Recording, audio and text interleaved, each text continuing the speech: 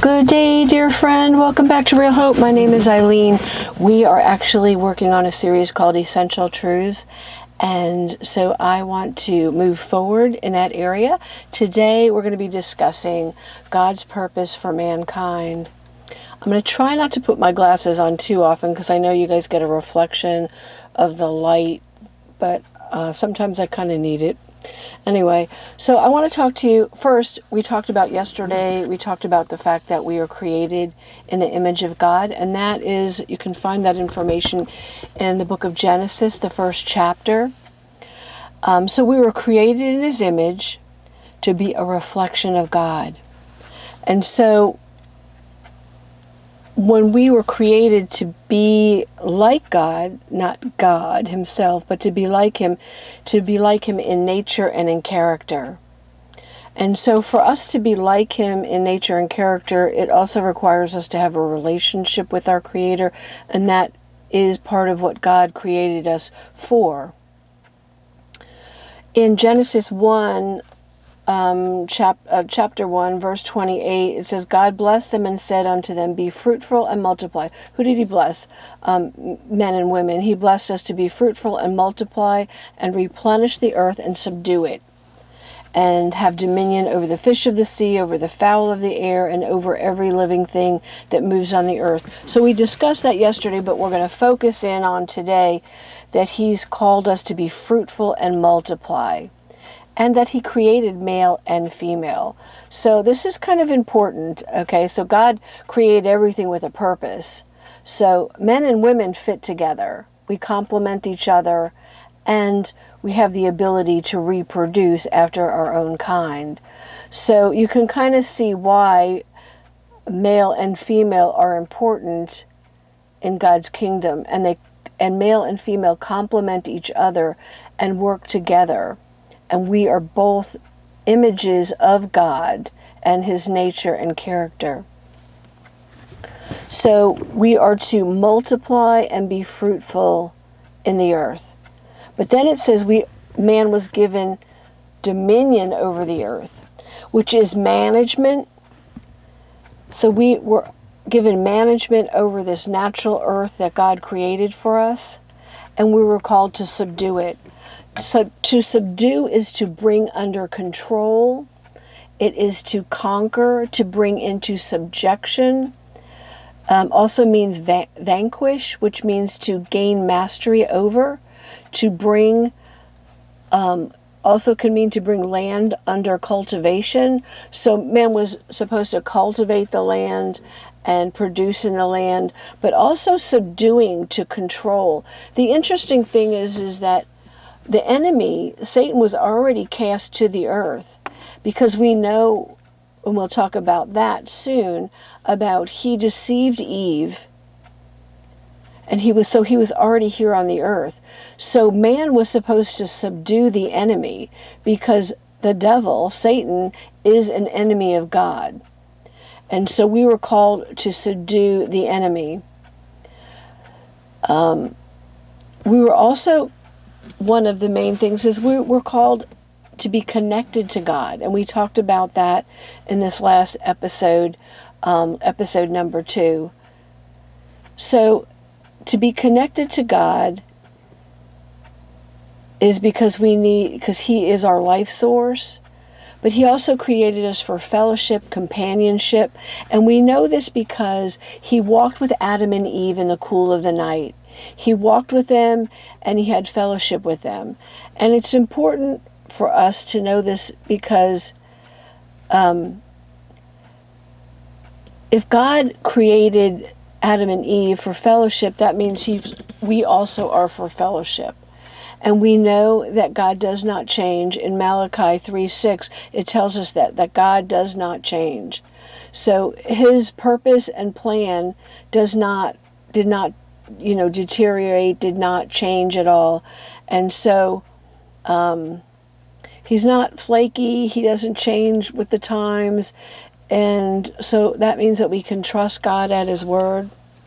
Sorry, I know I'm squinting a lot. Maybe I should just keep these on.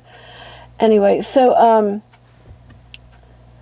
the important thing about fellowship is it requires communication.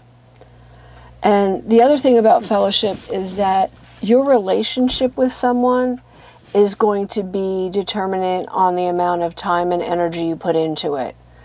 You know, you're not going to marry somebody and then only talk to them once a week, you know, twice a week. You know, what kind of a marriage, what kind of relationship would that be? So if you want an intimate relationship with God, it is going to require time and energy on your part. But God said He is a rewarder of those who diligently seek Him. So you always get something out of it. God is always so good. He loves us and He cares for us. So communication also, it's not just a one-way thing. And you know, it's funny, but sometimes if you tell people that, you know, God talks to you, they look at you like you're kind of a little nuts. But why aren't we hearing from God? Because communication is a dialogue. It's a two-way dialogue. So we should be hearing from God. And all through the Word of God, there's examples of God speaking to man and women, either Himself or through angels. And a lot of that communication was really specific information.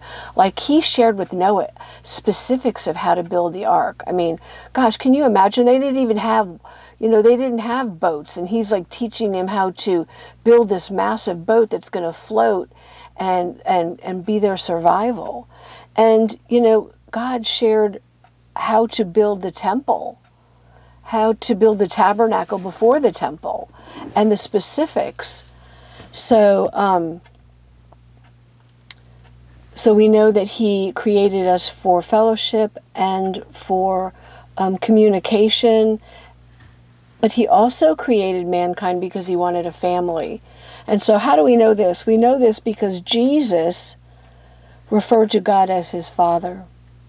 And He taught the disciples to pray, and He told them to pray like this: Our Father who art in heaven.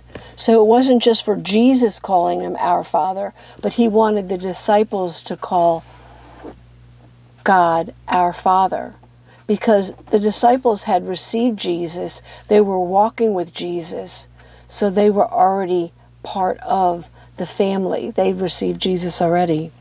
But we know that not everybody, not all of existence, not each and every person born into this world is a child of God, because John 1:12 tells us, as many as receive Him, to them, receive who? Jesus. He gave the right and the power to become children of God. So only those that have received Jesus actually enter the family of God. So He created us because He wanted a family. He's also called us to worship God. To worship God is to reverence Him, to show homage. How do we show homage? Through kneeling, bowing, being obedient. To show and recognize, and to, you know, we show homage too by showing and recognizing and acknowledging Him for who He is, our Creator and the Creator of heaven and earth. Honoring Him as superior above all else in existence and in our own life. So He is above all, not only in this earth, but also in our personal life. That is worshiping. That is true worship. And true worship is surrendering to God and living in a way that honors Him.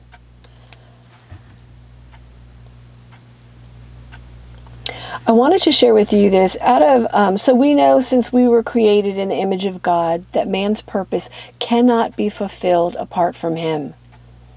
King Solomon tried living for his own pleasure, yet at the end of his life he concluded that the only worthwhile thing in life is to honor and to have the he concluded that the only worthwhile life is one of honor and obedience to God. And he shares that out of Ecclesiastes 2, verse 13 through 14. So actually I want to talk a little bit more about worship, and I'm probably going to do that in the next video, because I think there's some important things to share about that would kind of help us to look at our lives and see whether our lives actually really do reflect worshiping God, our Creator. So the next thing that God has called and created mankind for is to serve Him. Not just to serve Him, but to serve one another. Jesus came not to be served, the Bible tells us. He said He did not come to be served, but to serve. And He demonstrated this when He actually knelt and washed the feet of His disciples as an example to them and how they should do for one another. And so we see that Jesus did not come to make big of Himself. He was born and He came in a lowly manger, and He revealed Himself to the shepherds, not to kings and the elite of the earth. He came in a humble form, and He's called us to be humble.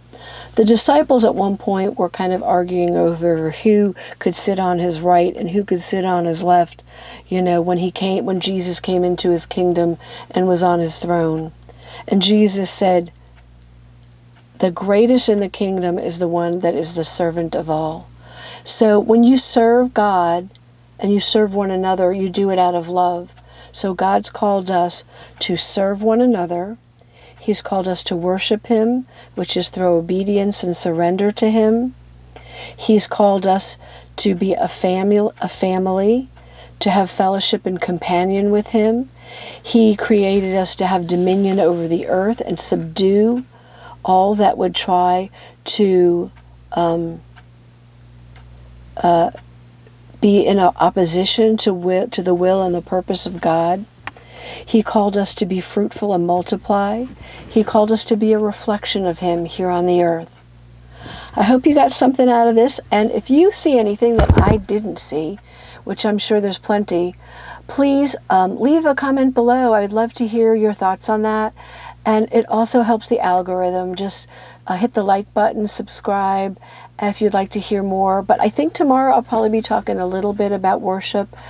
And I hope I see you next time. God bless until then.